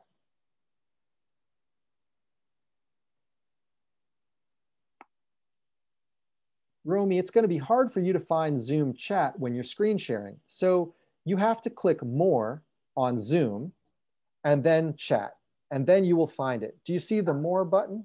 Yeah, got it. Thank you. And then copy that link where it says Google Drawing Example. We're going to bring that in the same way we brought in the Google Doc. Okay. So let me know. Okay, good. You've got it. We'll go to Edit. And we're going to scroll down to the orange section, which is Customize Your Main Space and Breakouts. We're going to go down to where you pasted in those Google Docs. And you could get rid of that one on the second line. You can delete the whole thing, and you could just paste in the Google Drawing. Looks good. You've got it successfully there. Now, please go all the way to the left side of HTTPS, right? The left side of the links. And we're going to type in the word draw, D-R-A-W, with then a colon. And this is good. And we won't use a space. This is going to be the name of the button that people will click to see the Google Drawings. Ah, okay. Please, so this is kind of like putting a note in there. Mm-hmm. Please make it a capital D. I think it'll look better on the button. And we'll keep that colon, perfect. And then let's go to the first line and we'll say agenda, colon. So people will have 2 buttons. One is for agenda, which will take us to the Google Doc, and one is for drawing. Now I'm showing you the fast way to edit your space, but this is not the easy way to edit your space. I'll show you the easy way next. So we have 2 links. One is in the first room and one is in the second room. But what if we want to put both of these links, both the agenda and the drawing tool, in the same room? We need to put them on the same line. So go to the left of draw and hit backspace or delete, and that will put it on the same line, but now add a single space. Just type in space, and if you move your arrow key to the right, I think you'll, oh, that's okay, that's okay. I think if you hit the forward, oh, wait a minute. is it back or forward? Try forward twice, I think, because you hit the back button. It's coming. Oh, forward twice, okay. Oh, there we are. Now let's see if it saved what we had there. We didn't save it into Qiqo Chat yet, but maybe the browser had it saved. Oh, bother. So it's disappeared. Oh no, it's there. It's there. It's in one line. So hang on, just a minute. Okay, there we go. Good. So that space in between tells Qiqo there's two things. And then we're going to break those things apart to find the name of the thing, which is draw, and then the link to the thing, which is the Google drawing. Please scroll down to the bottom and click the green button. So this is a bit advanced. If you're doing an online open space, you don't need to have multiple things in the rooms. But please remember, we offer you a free hour of support. And I'm also showing you the fast way, not the easy way. We'll show you the easy way next. So at the top of the page, there's a big bright blue agenda button. And next to that is a draw button. If you click on draw, then you'll see Google Drawings is loading.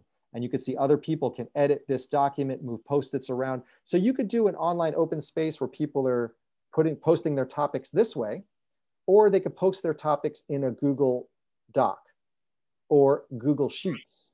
The advantage of something like Google Sheets and the advantage of something like Notes is that you can copy and paste them quickly into all the areas. But if you have Post-it notes here, it feels better. It feels more human. So you might want that for your participants, but it will be hard for you as the organizer to put the topics on the left. You don't have to put the topics on the left. It's completely up to you. Let's take any questions here. So we got pretty far on putting in 2 different types of objects, collaborative tools, other questions that occur to people while they see this.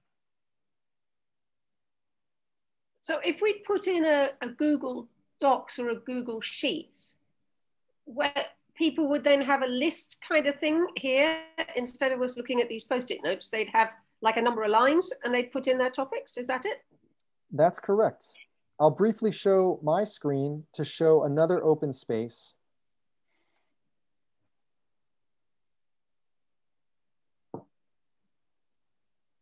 This is Heidi Nubantu Saul's open space event, Internet Identity Workshop. We're looking at agenda day 1.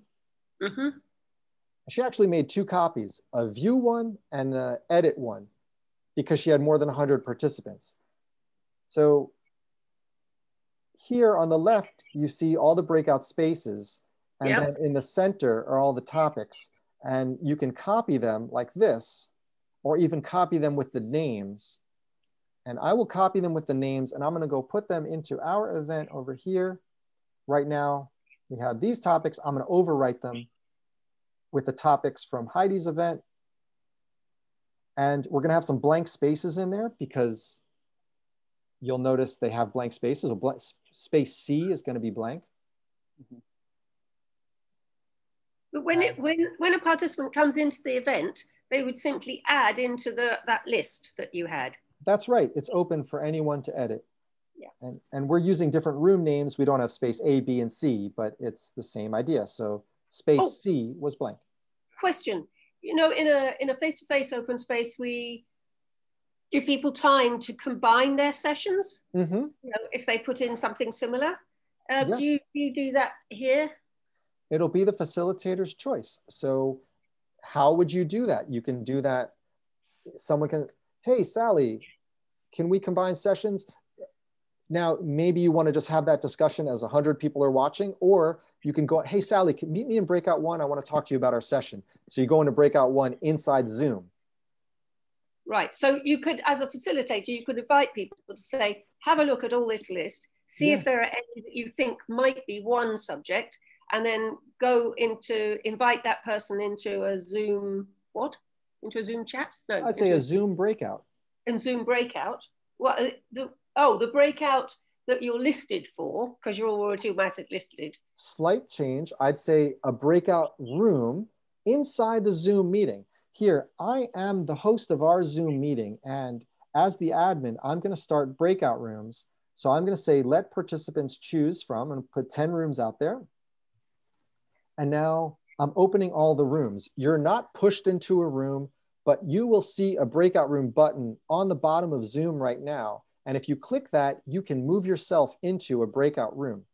Hang on, I'm not seeing this, sorry. If you mouse over the bottom, does anyone else see the breakout button at the bottom of Zoom? Oh, yes, there. Yeah. And so Zoom does have a new feature where participants can move themselves between breakouts. So this would be a good example. You'd say, hey, Bill, meet me in room 3. I want to talk to you about how we can combine our session. So we allot some time for that. Maybe we even have some breakout rooms in here for people that just want to network. And then you come back in 10 minutes, 15 minutes, 5 minutes, whatever it might be. You're editing and you make the changes. And how do you issue that invitation, hey, Bill? Because presumably you don't want everybody unmuted and lots of hey Bills going on all at the same time. It won't be the end of the world if that happens, because you can tell people, please keep it brief. Alternatively, people can type one-to-one messages in Zoom. Chat. In the chat? Exactly. Yeah, okay. All right. Yeah, because you kind of need to give people, if you're going to do that, I mean, for example, if you noticed that there were several topics that are very similar, and therefore you wanted to invite people to do that, you need to give them a little bit of time to do that before they then choose to go off into the conversations, don't you? Yes. See, what comes to you naturally as a facilitator, it translates right into online. Same human things that need to get done. Mm. Can you play nice music while they're doing it? Yes, you can. You can screen share and share your computer sound. Oh, okay, cool. Right. And this is what people will be talking about at Suzanne's event next weekend. $25 suggested registration fee. And I will put, oh, wait a minute. Yeah. Okay. And I put, feel free to invite others. I put the shorter link for that event right there, and maybe Lucas can put it in the notes, but it will be an opportunity to experience all the thrills and the gaffes as we continue this learning journey on this wonderful theme of engaging 8 billion people in meaningful conversations with Harrison and Karen Davis. It will be super. I'll stay on for 5 extra minutes to answer any additional questions. If you want to throw them in chat, just speak them out loud. We have open office hours. I'll type this into the Zoom chat. It's also on our notes. We have an open office hours about 6 times a week, 30 minutes or an hour. Just pop in, ask any question. It's free. We do email support. If you want to write us into your contract with your client and say, we know we're going to want 5 hours of support from Qiqo Chat. The rate is $108 an hour for nonprofits. So if you're working for a nonprofit, you're a for-profit, but you're working for a nonprofit as their client, that's the rate. I'll give everyone a moment to say their goodbyes. I think some people might have to go, but I will stay on after that for 5 more minutes to answer any questions. If anyone has to go, you're welcome. Just say goodbye. Oh, thank you very much. Thank you. I'm deeply impressed. See you next weekend. Goodbye. Bye, everybody. Thank you. Thank you so much. It was an outstanding training. Learned a lot. Yes. Thank you. Wow. You're very welcome. All the best for the events. I made a trial event on the thing. Does that disappear now, or do I have to delete it? It'll be open for you to test indefinitely. So. But what if anybody else goes in there? So. Or is it just open to me? It's open to you, as long as you've selected here. We'll click edit and visibility here. Change it to hidden. All right. And then people in the circle won't see it. It's in the demo circle, so it's going to be free. So even if people did find it because maybe they got a notification of a new event, I think we turned off notifications in the demo circle, but in the event that they saw it, you can just, and if you're also concerned about that, you could just create a new one that's hidden from the very beginning. Some it is hidden. It's okay. Perfect. Some other things that you might want to do: custom text and formatting. You could set the language for your event. If you don't find your language here that you prefer to use, please reach out. We can translate it into more languages.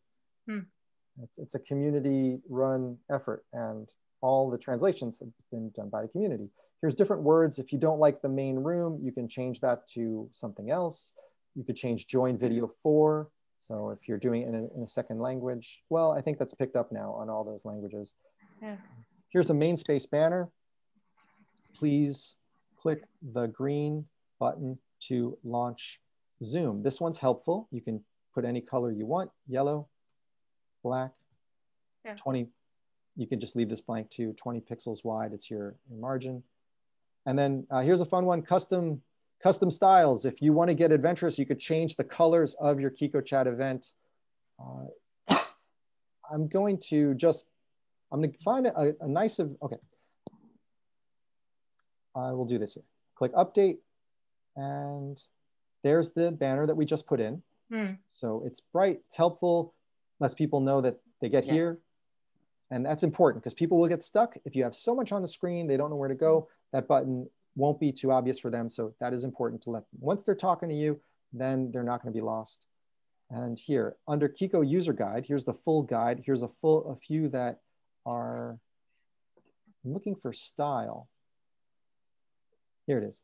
Tutorial about custom styles. So I'm going to apply custom styles to this event. And this one is advanced, but if you just do what I'm about to do and you don't understand it, that's okay. You're going to get an event that looks like this. So these colors, and I think it looks better than the default. So just scroll down to this gray area, and you're going to select everything that's in the gray area. You copy it. And then when you edit your event, you go to the green area. I know I'm going a little bit fast for people to follow here, but it's in the tutorial if you need it. And you paste it here, custom CSS formatting. So just paste that in. You don't need to know what it does because you trust that our guide is not going to cause any harm. And then you'll see your colors have changed. So the buttons are now square. And you can change these things too. I can teach you how to do it. We're coming out with more instruction around changing the colors. If you want to change this photo right here, click edit.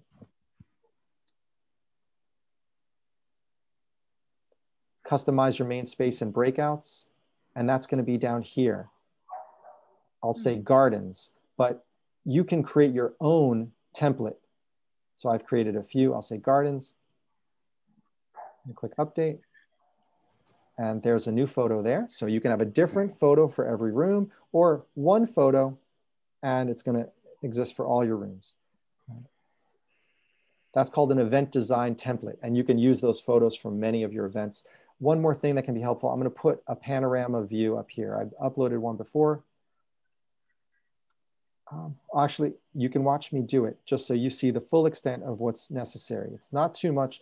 We want to work on bringing this together. Right now, you have to go to another page to upload documents. So this is the link. It's called New Resource.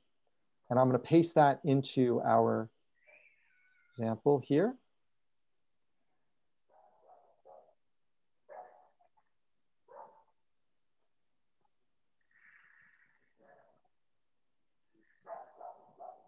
So if you want to embed a PDF, you'll upload it there. If you want to embed or use an image up here, this is what you would do.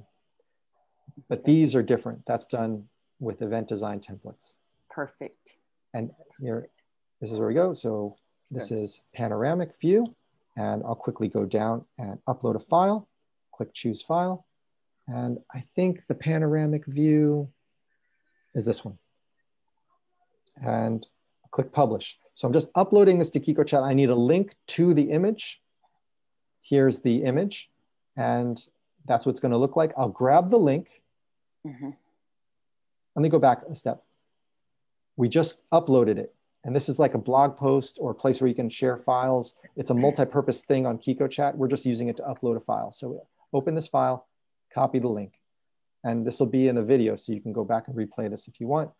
And we're going to put it up here. That's called a banner image. It's pretty quick. Once you have the link, click edit, and then customize your main space.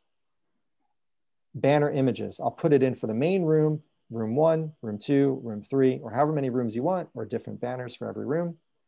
And click update.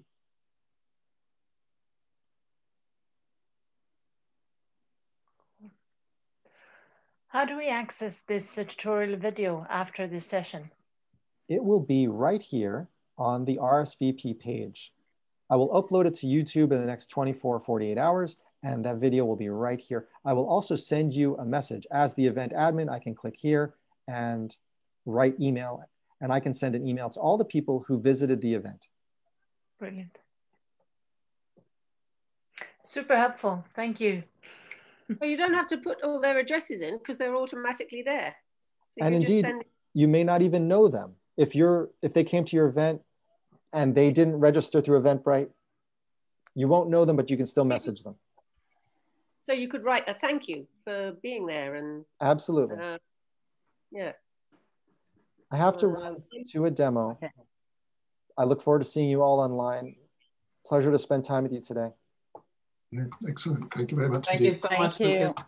Lucas. Bye. Bye, Anna. Good to see you again. Thanks. Bye-bye. Any final questions? Yes? Yeah, can I ask you, Suzanne knows this. I don't know how much you look at the open space list, but I posted in my naive open space world a long time and other things. And so I saw these lovely responses. They were great. Quite a lot of people wanting to join. And then I had a conversation, then Jean-Louis put in, well, what about the one that's the following weekend? Which is why I then said, well, let's do it Monday before the following weekend, more as a kind of how-to and getting to know the technology or some technology options before we dive into the wonderful conversations at the weekend. So now, and then Suzanne very kindly, ever.